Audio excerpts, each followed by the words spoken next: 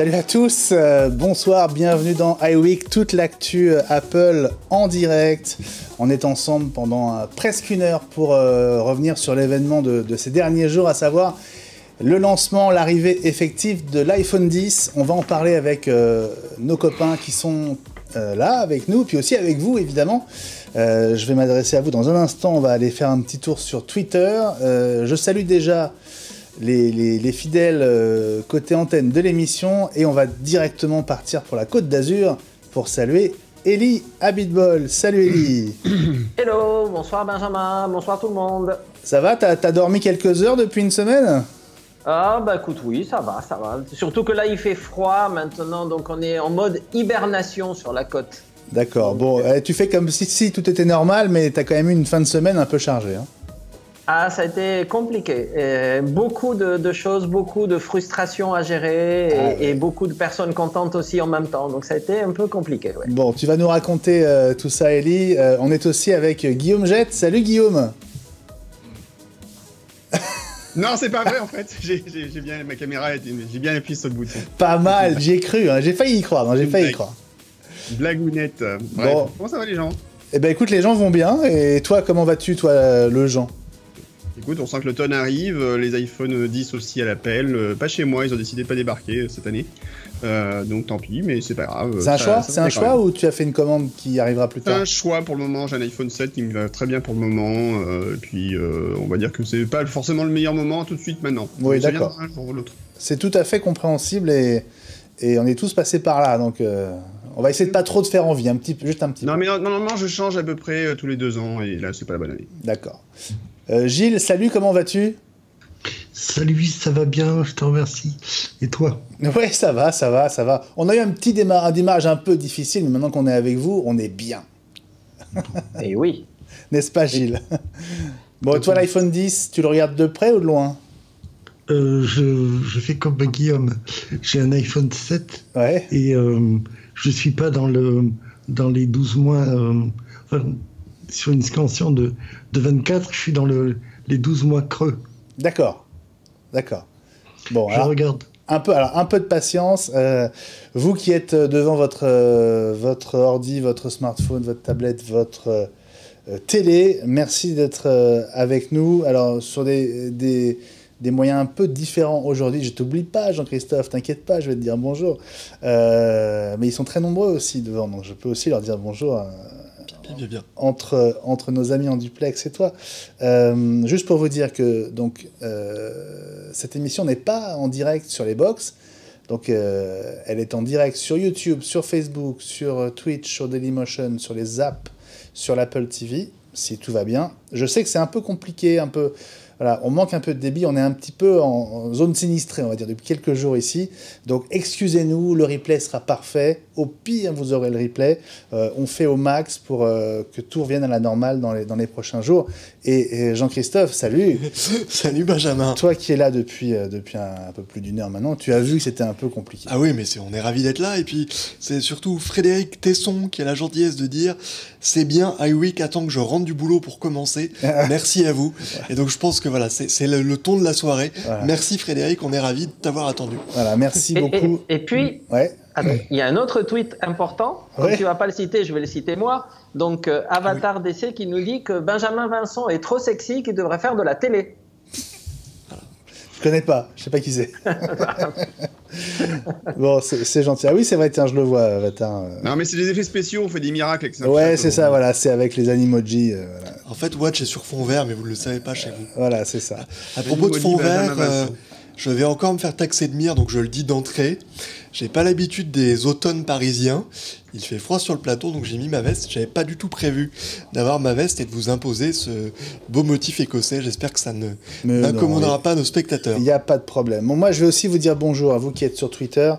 Vous êtes très nombreux parce que comme on a lancé toute la machinerie il y a presque une demi-heure, certains d'entre vous sont arrivés à l'heure habituelle, forcément.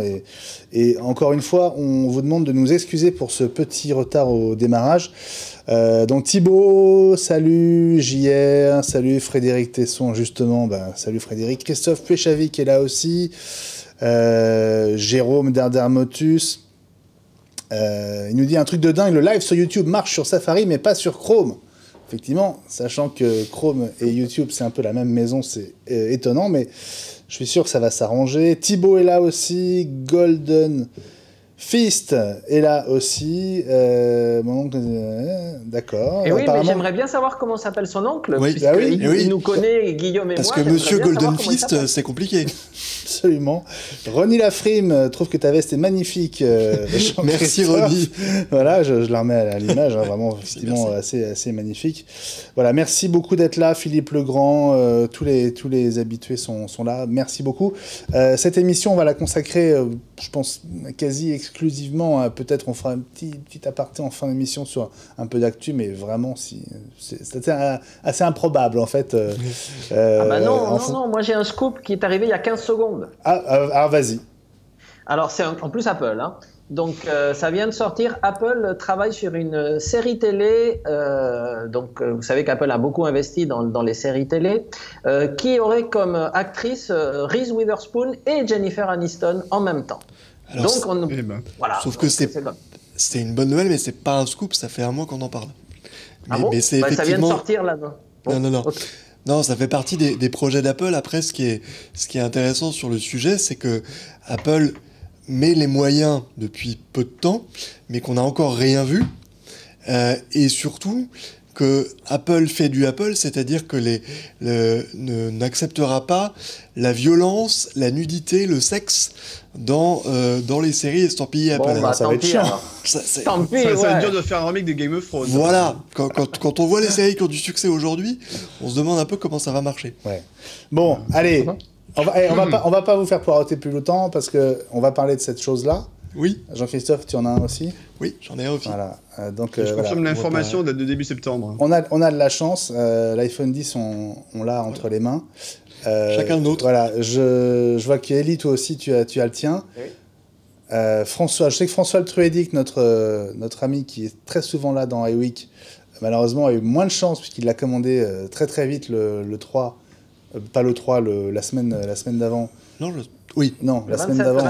Et je crois qu'il a une date de livraison qui est horriblement loin, genre dans 15 jours encore, non ? Quelque chose comme ça. Non, c'est dur. Ouais, mais il a avoué qu'il avait mis quelques minutes. Il ne s'est pas connecté à 9h pile et il n'a pas suivi nos conseils d'utiliser l'app et de le mettre dans le panier et tout ça. Voilà. Alors, malgré ces conseils, je peux t'assurer qu'à 9h01, moi j'y étais pour voir un peu ce qui se passait. Ouais. Et en fait, il y a plein de gens pour qui ça ne s'est pas passé, où l'application a mis un temps fou à se rafraîchir. Et en fait, on a pu commander à 9h05, 9h06, voilà, pas avant. Alors, d'accord. Ouais. Pour l'anecdote, si on a une seconde. Comment t'as fait, Jean-Christophe ? Alors moi justement, j'avais, c'était terrible parce que vous vous en souvenez, j'étais à l'aéroport juste avant de prendre l'avion. Donc j'étais pas sûr. Tu vas le charger en même temps, en plus. C'est chic. J'étais pas sûr de pouvoir être dans de bonnes conditions pour commander, et donc j'avais mon iPad mini sur le Wi-Fi de Charles de Gaulle et mon iPhone 6 en 4G. Et finalement, c'est l'iPad qui a gagné parce que vous savez que Apple affiche quand le store est fermé, de demande de revenir, donc il faut redémarrer l'application toutes les minutes pour voir la boutique qui s'affiche. Et au bout d'un moment, l'application sur l'iPhone a refusé de se relancer. Donc au moment où c'était prêt, j'ai vécu un moment d'angoisse où l'appli ne voulait pas redémarrer. Et heureusement, elle a repris la main sur mon iPad et j'ai pu commander en quelques secondes sur mon iPad, et j'ai même pu en commander 2. T'en as reçu 2 ? Ouais. T'en as reçu 2 ? J'en ai reçu 2 commandés à 9h01. C'est pas honteux, ça, hein, franchement. Voilà. Écoute, ça marchait, donc j'ai continué à jouer. Qu'est-ce que tu dis, Elie ? C'est à cause de moi. C'est à cause de gens comme lui qu'on n'en a pas. C'est ça. Tu vois, Elie, pour en commander 500, c'est pas compliqué. T'aurais pu en commander 500 d'un seul coup. C'est ça. Non, mais donc concrètement, Jean-Christophe, tu l'as commandé à quelle heure, vu que ça ouvrait à 9h Je l'ai commandé à 9h01, même 9h01 et même une seconde. En fait, MacG avait fait un article très sympa, alors un peu fou, mais effectivement, la veille, les précautions à prendre, et notamment, on pouvait mettre le modèle de son choix en favori. Oui. Ce que j'ai fait, et donc j'ai pu, enfin ça m'a pris vraiment une poignée de secondes. Je connaissais par cœur les 3 chiffres au dos de la carte et voilà, c'était le plus dur en fait. C'est d'ailleurs ce que le conseil que tu avais donné toi, Élie, pas la semaine dernière, mais lors de la dernière émission. Ouais. Alors oui, un truc qu'il faut qu'on dise aussi, c'est que on n'a pas pu faire l'émission mercredi dernier pour les raisons techniques que j'ai évoquées. On n'a pas pu faire non plus l'émission spéciale qu'on devait faire samedi. Voilà, donc c'est autant vous dire qu'on avait les grosses et qu'on est content de faire celle-là. Voilà, on est content de vous voir aujourd'hui.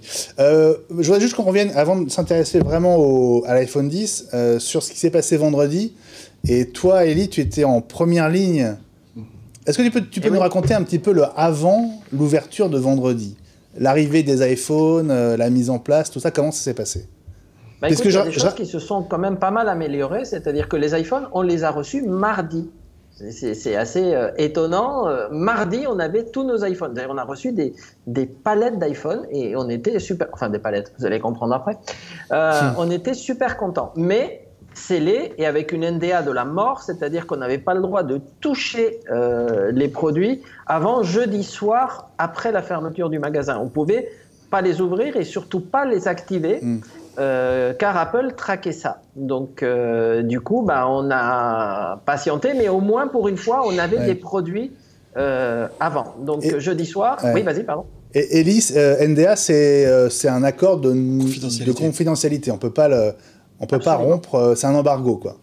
Oui, donc les NDA Apple sont assortis de pénalités financières et, entre autres, le risque de perdre le contrat de distribution. Donc, quelqu'un qui viole une NDA peut se retrouver du jour au lendemain, t'es plus revendeur Apple et en plus, tu nous dois de l'argent. Donc, on prend ça très au sérieux, hein. Donc, du coup, on a rangé notre frein. On pouvait vraiment pas le toucher, le produit, hein. Donc, tu comprends comme c'est difficile, me connaissant. Donc, il a fallu attendre 18h30, fermeture du magasin, pour que l'équipe de mise en place puisse déballer déjà les posters. On avait reçu des posters, des bâches murales, etc. Et donc le produit, donc un iPhone et un seul en démonstration qu'on pouvait mettre en présentation pour le lendemain matin. Quelle couleur? Argent. Apple insiste beaucoup sur l'argent cette année. Ah, que des argents? On en a un seul en démonstration et il est argent. Argent, c'est lequel? C'est Silver. Oui, Silver. Silver. C'est ça. Celui qui a le bord qui ressemble beaucoup. Celui-là, c'est quoi? C'est l'argent. Ça, c'est l'argent. Ouais. D'accord. Oui. Et ça, c'est un. Alors, sans les housses, c'est peut-être mieux pour qu'on voit parce que du coup, voilà. déjà qu'on. Donc l'argent, c'est celui qui a le dos qui a l'air un peu blanc en fait. C'est ça. C'est ça. Et le bord est brillant. Avec le bord acier, vraiment acier. Et alors toi, que les gris, j'ai le même que toi. T'as le même que moi, ouais.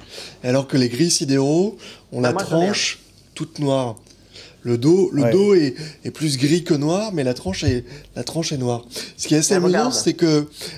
Élie, toi, ah oui, d'accord. Toi, tu as le... Ça, c'est le... Et la tranche est... Voilà. Noir.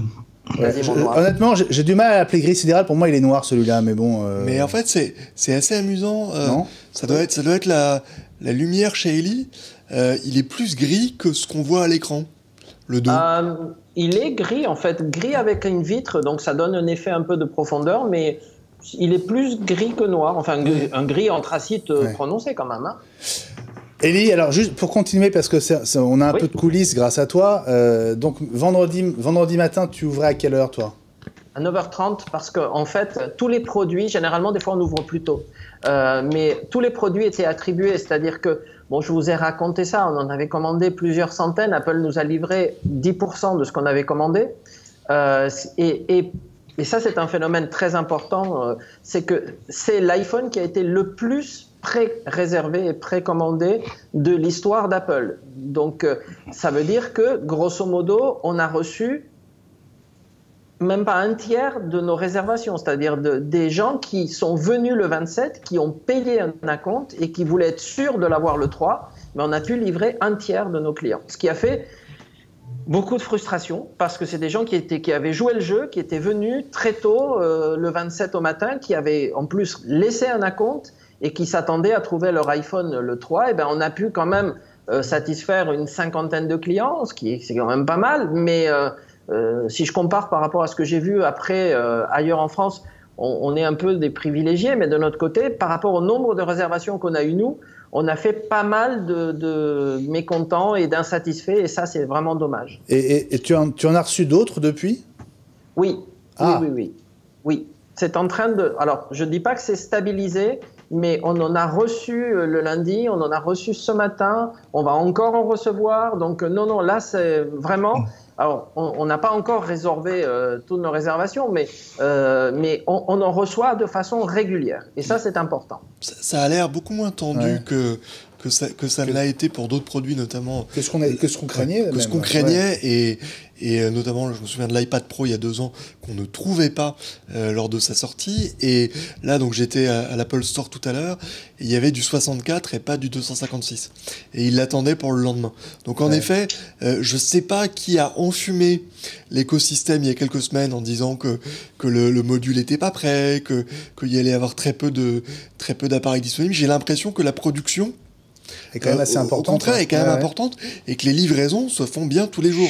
Alors, parce qu'en fait, on en revient toujours au même problème, je vais prendre la main là-dessus, c'est qu'en fait, comme d'habitude, quand les rumeurs partent, souvent les journalistes, entre guillemets, qui prennent ces rumeurs, enfin, qui diffusent ces rumeurs, partent souvent de une source sur les différentes sources d'approvisionnement d'Apple sur la chaîne, en fait. Et je pense que, alors il peut aussi voir, peut-être qu'il y a peut-être aussi de la, peut-être de la concurrence aussi qui essaie d'employer de la fausse information, parce que c'est pas impossible non plus, il y a plein de choses qui peuvent jouer.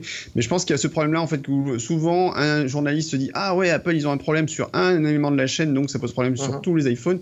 Sauf que Tim Cook l'a dit, martelé, répété, leurs sources sont multiples, et souvent, en fait, c'est pas parce qu'il peut y avoir un problème sur une partie de la chaîne que toute la chaîne est bloquée, ou que la production sera pas disponible. De toute façon, en termes de logistique aujourd'hui, ils peuvent juste permettre d'avoir des blocages pendant des mois et des mois sur des appareils qui doivent sortir et qui constituent aujourd'hui quand même les 3/4 de leurs revenus. Tout à fait. Donc, et là-dessus, je pense que Tim Cook, qu'on l'aime ou l'aime pas, reste un très très bon maître d'œuvre sur la logistique d'Apple, et une de ses grosses révolutions, ce qu'il a mené de main de maître, en fait, c'est vraiment la partie logistique. Et je pense que là-dessus, oui, peut-être que la disponibilité... Alors, faut quand même pas non plus se dire qu'elle est folle, puisque comme le disait Ellie, s'ils réussissent à fournir un tiers de leurs clients sur les précommandes, c'est quand même un peu problématique. Mais je pense que voilà, sur la partie diffusion d'informations, il faut vraiment se méfier quand on entend que Apple a une difficulté sur tel ou tel point, quoi. C'est régulier au niveau de chaque sortie. On a un peu ce genre d'enfumage. Je ne sais plus qui c'est qui a utilisé le terme, et c'était vraiment le bon. Samedi, j'étais chez eConcept, qui est l'Apple Premium Reseller du Sud-Ouest, et Stéphane Vissant, qui est le responsable de la boutique Apple, me disait qu'à peu près comme Ellie, ils avaient pu servir 10% des gens qui étaient venus avec la ferme intention d'acheter. Ouais. Ça fait quand même 90% de gens qui ont commandé et qui n'ont pas leur iPhone 10 le jour où il arrive. Ouais. Enfin, nous, c'était 70, mais oui. Ouais. Et il t'en reste combien, entre guillemets, à servir sur tes premières commandes, Ellie ? Ah ben là, plein encore. Hein. Plein, ouais. Plein. Est-ce que tous les modèles sont dispo ou est-ce qu'il y a des grosses disparités sur quoi ? Il y a une grosse disparité. Alors celui qui est dispo vraiment en quantité, je pense même qu'on doit en avoir peut-être aujourd'hui quelques-uns libres, c'est le 64 Go argent. Celui-là, on en a reçu beaucoup, on en a re-reçu beaucoup. Et du coup, on a pu livrer tout le monde. Tous ceux qui avaient commandé un 64 argent ont été livrés et il nous reste même du stock. Celui qui est totalement introuvable, c'est le 256 Go gris sidéral. Alors là, c'est vraiment mission impossible. C'est intéressant parce que, Ellie, je sais pas ce que tu en penses. Moi, j'achète toujours 256 maintenant pour être tranquille, mais j'ai beaucoup lu qu'avec le nouveau format HIF, qui remplace le JPEG pour les photos, 64, on n'était pas si à l'étroit que ça. Donc pour des gens qui veulent vraiment un iPhone et qui veulent faire des économies, puisque je crois qu'il y a 300 € de différence entre l'un et l'autre. 200. Le 64 est pas forcément un mauvais calcul. Ouais, et puis en plus, il y a aussi le photothèque iCloud pour stocker les photos hors de l'appareil. Enfin, on peut trouver différentes méthodes pour optimiser. On n'est plus aussi limité qu'effectivement quand Apple vendait une entrée de gamme il y a quelques années avec 8 Go en standard, avec des photos qui prenaient, qui prenaient les 3 quarts de l'appareil au bout de 30 secondes. On en est quand même un peu loin. Je pense avec 64 Go, effectivement, aujourd'hui, on arrive un peu mieux vivre. Maintenant, le bémol, c'est que même les applications elles-mêmes, la moindre application, c'est 200-300 mégas sans problème sur l'appareil. Donc, si tu veux utiliser quelques applis sympas, un jeu, ça peut être facilement 1 giga. Enfin, vrai, même s'il y a des fonctions d'app finning et autres pour améliorer la capacité de stockage, on peut arriver assez rapidement à saturation si on est un peu trop gourmand. Quoi. Ouais. Moi, je me dis toujours que enfin, le prix d'entrée, c'est quoi? C'est 1 000 € pour l'iPhone 10 C'est 1157. 1157 et 1359. Il n'y a pas de modèle intermédiaire entre le 64 et le 256. Ouais. Non, malheureusement. Oui, effectivement.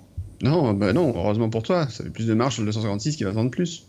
Oui, mais il y a des gens, tu vois, qui hésitent parce que 256, ils se disent que c'est beaucoup et puis ça fait quand même 200 €. 64, ils se disent ça va peut-être pas être assez et 256, ils disent c'est trop. 128, c'est juste la taille idéale. Et donc, qu'est-ce qu'ils font? Eh ben, aujourd'hui, ils achètent du 256. La demande initiale, fin de débat. Ils ont pris le 256. Donc, oui. Donc la stratégie, elle est bonne. Mais non, mais faut pas réfléchir autrement, je vous l'ai déjà dit. Mister Marketing, Guillaume. Apple est là pour faire du commerce. Non, mais en fait, si tu regardes la stratégie pour l'iPhone, et elle a été comme ça depuis des années, il y avait déjà effectivement, il y a quelques années, déjà une scission entre le 16 Go et le 64 Go. Je crois que c'était pour l'iPhone 5S, où 16 Go c'était pas assez, 64 ils disaient ouf, ça fait beaucoup. Mais forcément, Apple va dire. Ils sont malins, ils savent très bien que les gens vont dire 16 Go c'est limite, je vais plutôt taper dessus. Ah, il y a 64 Go, bon bah ok, j'ai pas trop le choix, je vais pas taper sur 64. Ça s'appelle une segmentation de la gamme. Ils ont un produit d'entrée de gamme qui peut plaire à beaucoup de monde, mais ils savent très bien qu'il suffit de pas grand chose pour que les gens se disent allez, j'ai quand même tenté d'aller au-dessus, puis tant pis, j'irai peut-être un peu moins loin en vacances ou 2 jours de moins en vacances, et puis voilà quoi. On peut le comprendre et le critiquer. Ça fait des années mais le résultat des courses, il est quand même que. Non mais les résultats des courses, si tu veux, on pourrait craindre que la question se pose pas. Les gens vont quand même l'acheter. Tu vois, c'est pas. Bien sûr. Prendre un Samsung. Mais après, parce qu'il y a un Samsung à 128 Go, tu vois. Quand tu vois que le MacBook Pro sans Touch Bar est vendu en 128 Go, alors qu'Apple sait très bien que c'est pas assez sous macOS. Bon voilà, c'est des mais je suis d'accord, c'est pas modifications artificielles qui font pas plaisir aux consommateurs, je pense, ou aux clients d'Eli. Voilà. Bon. Tout à fait.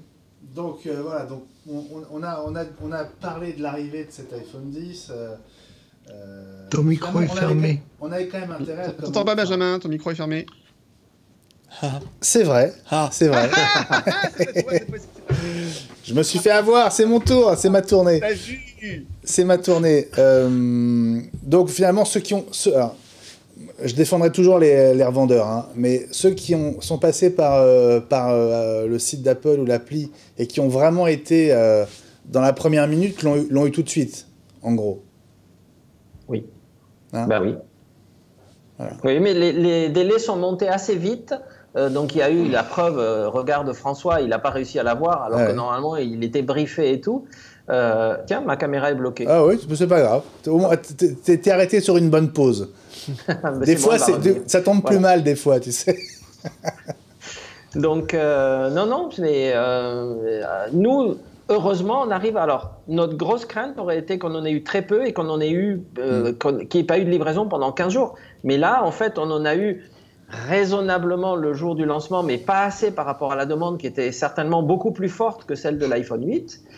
Mais comme on en a reçu en début de semaine et en milieu de semaine et peut-être en fin de semaine, j'espère, du coup, ça va. Si on en reçoit régulièrement, ça va, parce que bon, il y a vraiment les fans l'ont eu parce qu'ils étaient venus très tôt. Hein. On a quelqu'un qui venait presque une semaine avant, venait tous les jours nous dire je vais être le premier, je vais être le premier, je vais être le premier. Et il voulait être là à 8 heures. On lui a dit non, mais c'est pas la peine, on va ouvrir à 9h30. Ben, il était là hein, quand on est arrivé.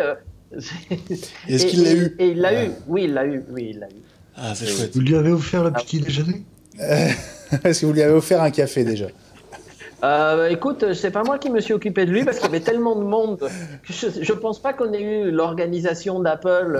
On n'était pas assez nombreux par rapport à tous les gens qui sont venus. Et puis tu sais, on a nos clients fidèles, habituels, Bien etc. sûr. Et comme d'habitude, il y a ce nouveau phénomène qui était arrivé dans les Apple Store, mais je crois qu'Apple maintenant le bloque et du coup il se reporte maintenant chez nous.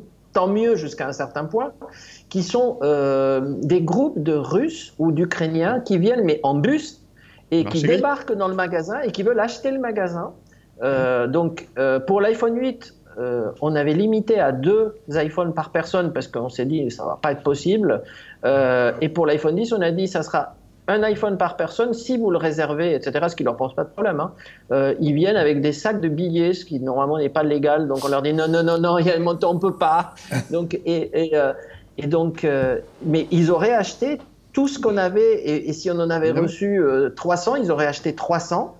Parce qu'ils repartent du magasin directement à l'aéroport, ils prennent un avion et ils vont les revendre, mais genre à 3-4 fois le prix. C'est-à-dire qu'ils vont vendre un iPhone comme ça à 2000 € et les gens vont se les arracher en Russie, par exemple. Mais juste que j'ai lu un truc là-dessus, il y a une boutique qui a eu ça et qu'en fait, grosso modo, ça a été retour vers les douanes. Enfin, ils se sont fait choper par les douanes, ils ont dû payer très cher derrière. Alors, chez nous aussi. Oui, c'est vrai, j'ai vu ça aussi.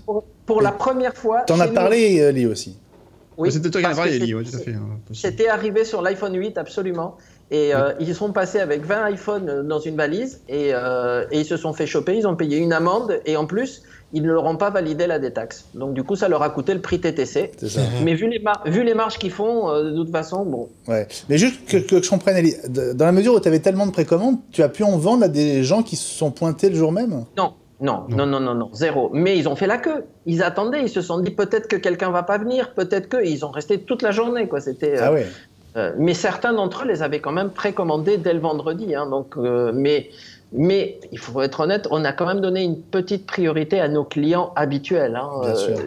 À condition qu'ils soient venus, bien sûr, le 27, mais on a quand même eu tendance à privilégier nos clients habituels qui achètent chez nous depuis longtemps et qui reviennent chez nous plutôt que des gens qui vont faire en fait du bénéfice immédiat en exportant le produit, quoi. Donc, ce qui est intéressant de voir, c'est qu'en fait, on a bien vu que la ferveur n'était pas du tout là pour l'iPhone 8 et qu'elle s'est vraiment reportée sur l'iPhone 10. Donc l'attente était vraiment sur l'iPhone 10 qui était le modèle haut de gamme et qu'Apple a vraiment vendu comme des petits pains, même si a priori sur les derniers résultats dont on n'a pas parlé. C'est ce que j'allais dire, Guillaume. C'est ce qu'on a tous pensé. Et en fait, les résultats trimestriels semblent montrer que c'est pas vraiment le cas. D'après Tim Cook, l'iPhone 8 est l'iPhone qui s'est le mieux vendu de toute la gamme. Donc, bien entendu que le 10, bien entendu que le 10 sera beaucoup mieux, mais ça veut dire que le 8 c'est très bien vendu aussi, parce que le 7 avait fait une très bonne année l'an dernier. Mais je suis pas sûr que le 10 fasse mieux. De la ferveur autour de la sortie. Le 10, il est beaucoup plus cher, le 10. C'est pas sûr qu'il fera mieux. Ah, je pense que en nombre d'unités. Tu crois, Ellie? Si. Regarde, on en parlera dans quelques semaines quand on aura des chiffres un peu consolidés, mais à mon avis, ça va être impressionnant. Mais on a vu des gamins, mais on a vu des gens, mais vraiment, qui presque vont s'endetter pour avoir l'iPhone 10. C'est un phénomène incroyable. Et les gens qui changent tous les 2 ans, aujourd'hui, l'iPhone 10 qu'on a tous les 2 en main. Si c'est la bonne année aussi. Tu peux le garder 2 ans, 3 ans. Ouais.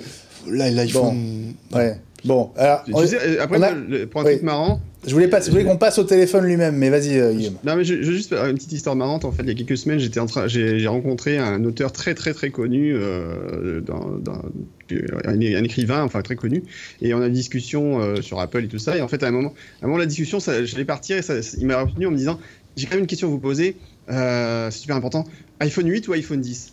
En fait, tu vois, la question, il a voulu, tu vois, il y a quand même une question qui se pose et c'est tout de suite devenu la conversation, tu vois. Ça m'a fait marrer parce que on sentait qu'il y a quand même une ferveur. Et c'est marrant parce que moi, cette ferveur, je l'ai pas spécialement à titre perso, mais je vois qu'il y a beaucoup de gens qui sont très excités par la sortie de l'iPhone 10. Alors ouais. Et qu'on retrouve un peu de ferveur qu'on avait sur le premier iPhone, quoi. Justement, Guillaume, j'ai une question pour Ellie. Parce que moi, ce qui m'intéresse, c'est aussi la première impression des gens qui sont entrés dans ton magasin.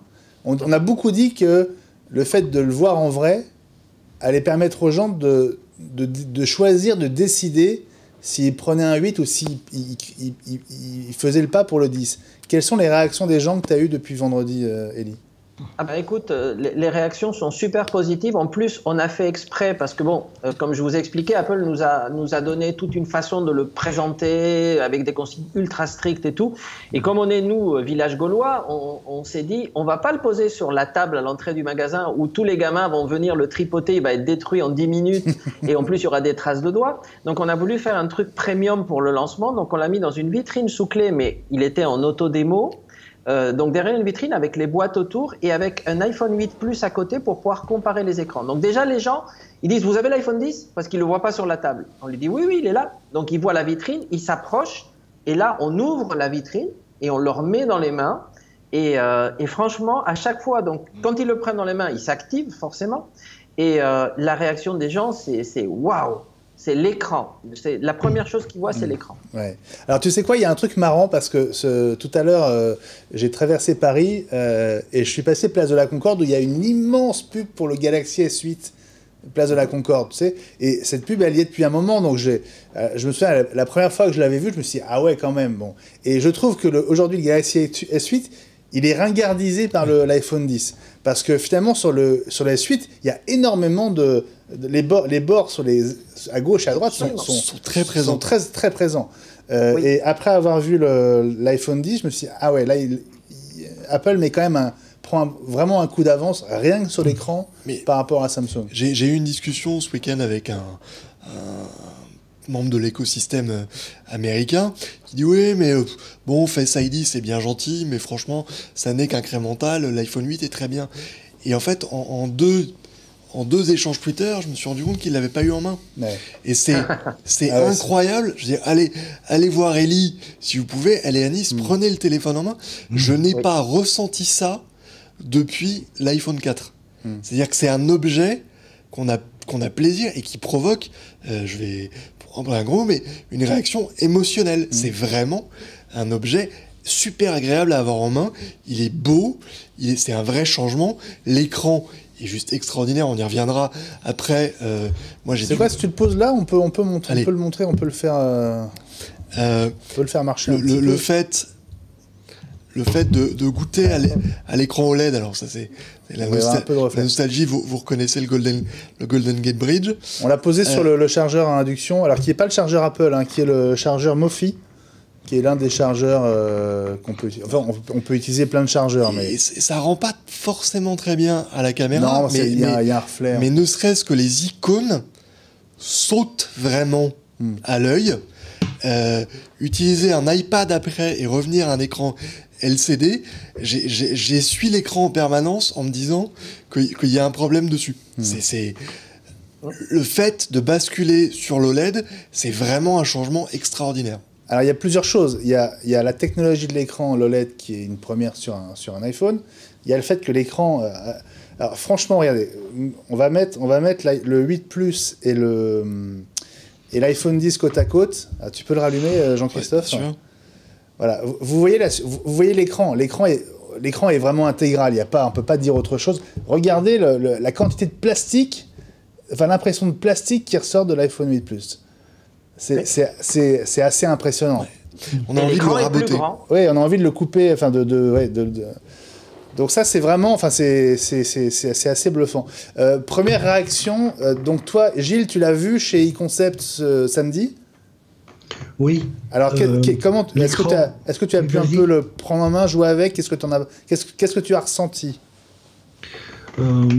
Pareil, la même émotion esthétique et comment dire, il y a un terme pour ça,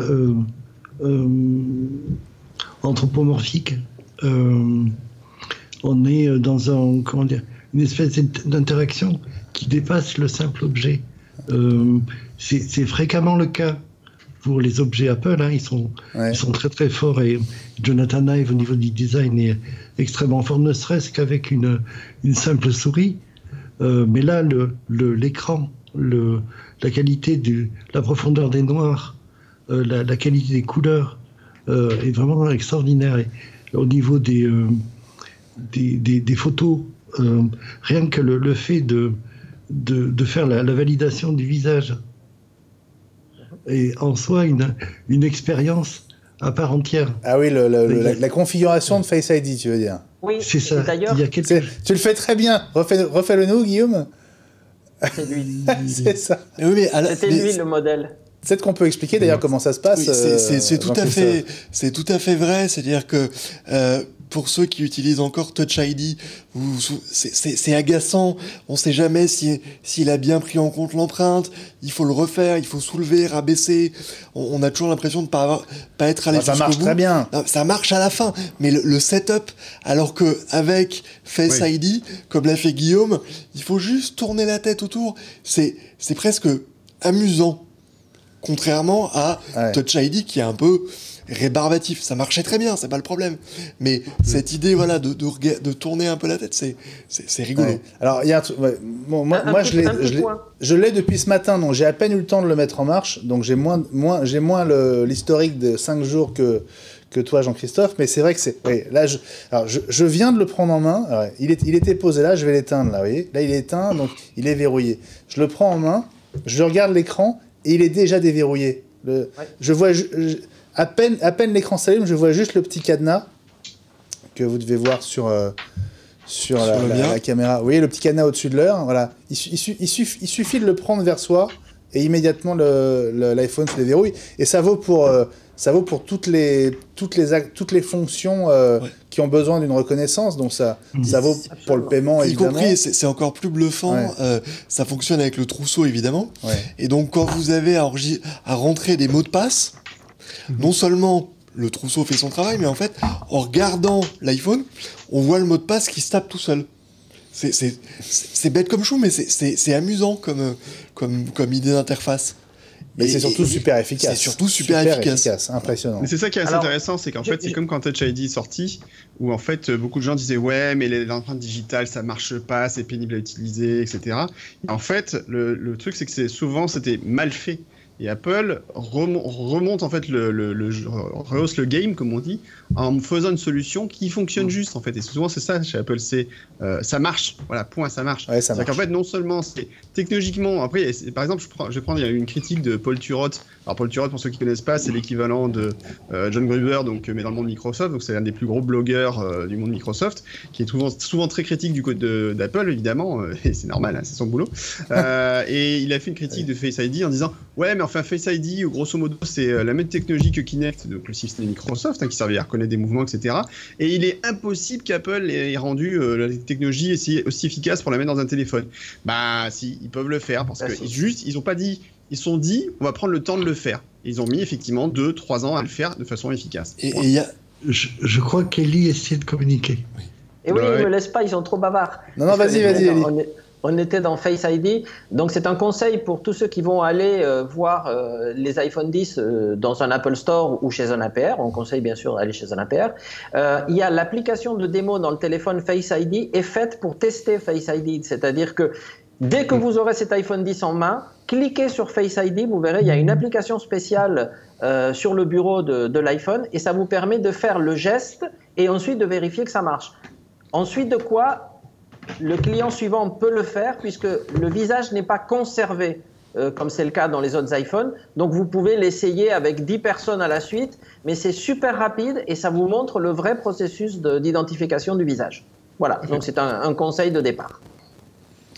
Après, il y a un petit truc, c'est la mise en route du téléphone. On peut en parler après si vous voulez. Non, vas-y, Apple a introduit cette notion qui est totalement bluffante parce que généralement, on a un client qui arrive avec son ancien iPhone et qui dit « Et comment je vais faire pour mes données, pour transférer, etc. » Et alors, Apple a fait un truc qui est vraiment mortel. S'il est sous iOS 11, l'autre téléphone, on l'approche de l'iPhone 10 et il se configure tout seul. Et ça, je trouve ça...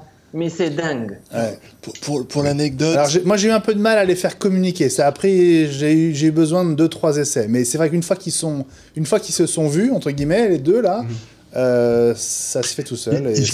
Comme ils avaient fait pour l'Apple TV avec l'iPhone à une époque, voilà, tu approches l'objet et il synchronise. C'est vrai que ça, c'est magique, en fait. Ça participe, en fait, à l'expérience. On en revient toujours à cette idée d'expérience Apple. Oui, effectivement, Apple fait des produits coûteux, mais comme le disait, c'était qui, Arthur C. Clarke, en fait, quand la technologie devient totalement transparente, ça s'approche de la magie. Et en fait, la force d'Apple, c'est de rendre cette technologie où on se dit ouais, ça existe déjà, et en fait tu le prends en main, tu fais waouh. Mais tout à l'heure, je sais plus qui c'est qui disait par rapport au fait de tenir l'appareil. Moi, je me souviens très bien quand le MacBook Air, le premier modèle, est sorti en 2008. Je l'avais vu en photo, en vidéo, etc. Je fais ouais, bof, etc. Et en fait, la première fois que j'ai vu, j'ai presque eu la chair de poule en fait en le voyant, parce que l'impact de l'appareil quand tu l'as entre les mains n'est plus du tout le même que lorsque tu le vois en photo. C'est vraiment quelque chose de très sensoriel. Et ça, c'est très con à dire parce qu'on est dans le domaine de la technologie. Et malheureusement, quand on est dans le domaine de la technologie, les gens pensent que ouais, mais technologie, c'est froid, etc. Mais la force d'Apple, faut le rappeler, c'est que cette technologie-là, ils réussissent à la rendre parfois très sensorielle. Et c'est là où ils sont vraiment, justement, capables d'être vraiment au-dessus du lot. Ouais. Et l'autre force d'Apple, c'est l'intégration complète. Alors par exemple, je viens de faire je tente une démo en direct. Ah, attends, faut que je passe. Qui ne semble pas marcher, je suis désolé. Ah bah voilà. Non, ça marche pas. C'était verrouillé, c'est pour ça? Oui, mais justement, c'était le but. Il te reconnaît pas. Ah voilà. Alors, voilà. Vous voyez là que j'ai plein de notifications. Et mon iPhone est verrouillé, donc ça montre juste notification. On ne voit pas le contenu. Tiens, remonte-le un peu vers mon ordi, voilà. Comme ça. Attends. Voilà, un chouchouille-moi, mais en gros, c'est ça. On va regarder. Ah non. Vas-y, je te laisse faire la démo. Je vais essayer de zoomer un peu pour qu'on voit mieux ton écran. Il nous a fait une Federighi. Une Bonaldi. Il nous a fait une Federighi, c'est exactement le même problème qu'il a eu. Où il ne reconnaissait pas le visage au bout d'un certain temps. Non, mais... Bah tape ton code, comme ça tout le monde le verra à l'antenne, ce sera bien. Oui, mais ça c'est pas grave. Il va falloir l'effacer. C'est le 20 quelque chose. Ça c'est pas grave, mais je voudrais avoir des notifications et j'y arrive pas. Je pense que là, l'iPhone est verrouillé, en fait, il demande forcément le code, là. Ouais, voilà, attends. Tape ton code, et après tu reverrouilles. Attends. Je le referme. On fait tout ça en live. Alors, je remontre. Allez, on est reparti. Ça va marcher. Tiens, décale-le un peu, Jean-Christophe. Regarde, tu l'as à l'écran. Ouais. Voilà. Donc là, il est verrouillé. Ouais. Ah, c'est vraiment Bonaldi. Hein. Ah ouais, c'est pas Face ID. Bon, voilà. Vous voyez que on n'a pas les notifications. Il y a juste écrit une notification, mais j'ai pas le texte. Et si je le regarde, pouf, voilà. Tout le texte apparaît. Ça veut dire que quand il est verrouillé, on a tous eu ça. Ouais. Les gens qui regardent par-dessus votre épaule et qui voient le texto qui arrive. Là, Apple part du principe que quand vous le regardez en Face ID, c'est bien vous. Ouais. Donc, il vous les montre. C'est incroyable. Ouais, voilà. C'est difficile à expliquer, mais c'est génial. Ça, c'est bien visuel, là. Hein. Voilà. Ouais. Bon, ok. C'est une vieille revendication aussi des utilisateurs d'iPhone. Je sais que mon médecin mon généraliste, qui utilise un iPhone et qui me tape d'une consultation chaque fois que je vais le voir, une consultation iPhone, c'est un truc qui le fait râler en permanence, de voir soit les notifications, soit le nom du correspondant qui s'affiche. Mais c'est vrai que c'est quand même un nouveau niveau de sécurité parce que de la même manière, sur un téléphone, tu peux partager ton code avec quelqu'un, mais tu peux pas partager ton empreinte de visage. Ouais. Donc c'est forcément toi qui vas devoir te mettre devant pour le déverrouiller à un moment. Et pour répondre à un de nos spectateurs qui nous posait une question sur Twitter avant le début de l'émission, qui disait oui mais quelqu'un m'a montré mon téléphone et ça l'a déverrouillé. Non. D'abord, c'est normal, c'est fait pour. Ouais. Si je tends ton téléphone face à ton visage, Benjamin, ça va le déverrouiller. Ouais. Sauf si, et c'est là où Apple a pensé à tout, on ferme les yeux ou on détourne le regard. Ah bon ? C'est-à-dire qu'il ne faut pas juste le mettre face à votre tête, il faut vraiment que vos yeux regardent la caméra Face ID. C'est une sécurité supplémentaire. J'ai essayé tout de suite. Non, je peux pas, parce qu'il faut que quelqu'un vérifie. Donc, si j'ouvre les yeux pour regarder, il va se déverrouiller. Il va se déverrouiller. Donc si tu prends ton téléphone, attends, je vais me mettre derrière toi. Attends. Tu vas le faire en même temps que je le mets derrière toi. Vas-y, ferme les yeux. Non, le verrou fait non. Et vas-y, recommence. Et là, si tu ouvres les yeux, ça va. Et là, je regarde. C'est parce que t'es derrière moi. Ouais, c'est ça. Je le trouble. Il y a deux visages. Et voilà, ça déverrouille. Ouais, ça marche. Ok. Donc Apple a vraiment pensé à tous ces trucs-là et on a on a eu tort, à mon avis, enfin la presse en général a eu tort de présenter ça comme du hardware. C'est pas seulement le fait que ça projette de l'infrarouge et que effectivement il y a une caméra qui puisse voir votre tête en 3D, ça on s'en fiche. C'est tout le reste qui rend en fait Face ID vraiment agréable à utiliser et qui fait que une heure après, on avait envie de ça sur toute la gamme. C'est marrant parce que moi, je me souviens la keynote qu'on a vécue ensemble. Quand j'ai vu Face ID, je me suis dit bon, c'est balèze technologiquement, mais honnêtement, je me suis demandé si c'était, enfin, je pensais que Touch ID était déjà une très belle manière de s'authentifier. Je l'ai vu un peu comme un gadget. Et là, honnêtement, à l'usage, c'est impressionnant. Oui. Et c'est vrai que rien que la configuration, elle a un côté ludique, elle a un côté... on est presque dans la science-fiction. C'est exactement ce que je disais, tu vois. En fait, on est toujours sur le même point. C'est rendre ludique les choses technologiques rébarbatives. Et c'est là aussi où Apple est très très doué. Quoi qu'on en dise, Google arrive à le faire des fois dans certaines mesures, mais je pense qu'Apple est vraiment capable de le faire de façon très efficace.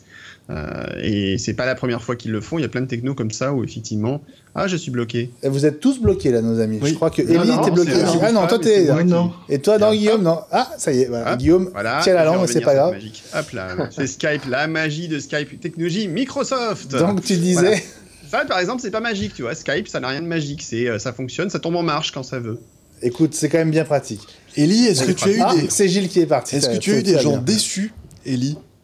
Pas encore, non, pas à ce jour, non. Pas de déçus. Et d'ailleurs, la principale critique qu'on a fait à l'iPhone 10 avant le lancement et même lors des premiers essais, il y en a eu chez nos petits camarades et amis dont refait le Mac, et ils ont fait une petite enquête sur les défauts, etc. Eh bien, par exemple, ce qu'on reprochait à l'iPhone, à savoir l'encoche qui est au-dessus, je suis d'accord. Eh bien, moi, ça me gêne pas du tout, du tout. J'ai regardé plein de films avec, exprès, et il y en a qui prennent le bord complet, il y en a qui très intelligemment mettent un petit liseré de chaque côté, ce qui n'est pas du tout gênant quand on regarde MyCanal ou Molotov, par exemple, avec. Et franchement, c'est pas gênant du tout. Je suis d'accord, je suis complètement d'accord. Tout à fait. Et comme tu le disais très justement dans la dernière émission, c'est la marque de fabrique de cet iPhone qu'on reconnaît immédiatement dans la main de quelqu'un. À cause de cette grâce à cette encoche. Pas là, parce que... Bon, là, il était éteint. Ouais, c'est ça. Là, je suis en mode photo, photo. Donc, ça pose une question intéressante. Là, pas là, forcément. Et pour le coup, ça fait partie des choses qui m'agacent chez Apple, c'est que l'iPhone 10 est prévu par Apple depuis très longtemps. On sait, et ça a déjà été dit, que les écrans OLED préfèrent le noir au blanc, parce que par définition, le noir OLED va être très noir et va consommer beaucoup moins d'énergie. Or, l'interface d'iOS 11, elle reste très blanche. Et ça, donc je parle de ça parce que dans l'appli photo, qui est très noir parce que c'est pour prendre des clichés, tu le vois pas, je suis très étonné qu'Apple ait pas sauté ce pas-là. L'Apple Watch, par exemple, est beaucoup plus noire, pour les mêmes raisons, parce qu'elle est OLED, WatchOS, pardon, a des contenus beaucoup plus noirs que iOS qui reste blanc. Safari est blanc, l'écran d'accueil est blanc. Il y a des mises à jour liées à l'iPhone 10 qui vont arriver de manière assez imminente. J'ai cru comprendre de la part d'Apple tout à l'heure. Alors, Safari, il a un mode sombre. Tu nous montrais quoi, Ellie? Tu le sais, non, c'était l'encoche, puisque l'autre était éteint, donc c'était pour bien voir cette encoche en haut. Est-ce que tu as un film là sur ton iPhone ou pas? Tu as quelque chose à nous montrer? Bien sûr. Oui, allez-y, je le charge. Pendant que il y a une façon d'avoir un mode sombre sur Safari. Mais justement, j'allais y venir. C'est que dans les réglages d'accessibilité, tu peux faire une inversion intelligente qui, justement, rend ce qui est blanc noir et inversement. Et c'est pas mal. Je l'utiliserai pas tous les jours, mais ça donne l'idée de ce qu'une vraie interface OLED pourrait rendre, et c'est assez joli. Sinon, est-ce que tu sais comment tu peux aussi rendre noir ton interface dans Safari? Dans le mode privé? Voilà, exactement. Ouais. Voilà, là vous avez Star Trek. Donc le dernier, je sais pas si je suis droit. Oups. Ah, c'est bien, c'est son. Non, c'est chouette. Honnêtement, c'est très bien. C'est bien. Voilà. Bon, on est assez unanime quand même sur l'objet déjà et sur sur la première impression, la prise en main qu'on en a faite. Gilles, donc toi, tu as essayé le paramétrage de Face ID aussi? Oui. C'est moi qui en ai parlé tout à l'heure. C'est vrai. Et puis aussi, oui, c'est vrai, quand on jumelle, quand on veut récupérer les données d'un iPhone sur l'iPhone 10, on retrouve le même système de signature avec ce nuage à l'écran. Comme pour l'Apple Watch. Ça prend... Ça, immédiatement, de la même manière, l'iPhone 10 reconnaît le nuage. Pour l'anecdote, moi j'écoute les conseils de Tonton Eli. Alors attends, là parce que là c'était MyCanal en fait. C'était pour montrer, parce que c'était du direct. Parce qu'on n'est pas bord à bord. Hein. Là, il y a des Non, bords c'était noirs. pour montrer justement la différence. Et MyCanal, c'était pas du bord à bord. Alors que l'autre, c'était Star Trek, c'était un film de l'iTunes Store. C'était du bord à bord. Parce qu'elle n'a pas encore été mise à jour en fait. Exactement. Je vais essayer Molotov. Alors Molotov, quand vous lancez l'interface, alors je vous remontre l'interface. Hop, je vais le quitter parce que l'interface, elle prend absolument tout l'écran, mais après la vidéo, non, pas encore.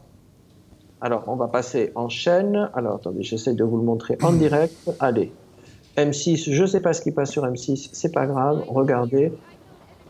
Hop. Alors. Bon, ça va arriver. Si tu as besoin un peu de temps, Eli. Oui, allez-y. Je reprends dès que j'ai le live. Ok, alors, là, évidemment, on ne va pas se contenter d'une émission pour vous faire le compte-rendu complet de l'iPhone 10. Il y a un point important aussi, c'est que depuis qu'il est sorti, on a pu en apprendre davantage sur ce qu'il y avait à l'intérieur. Là, oui, grâce à iFixit. Grâce à iFixit, évidemment.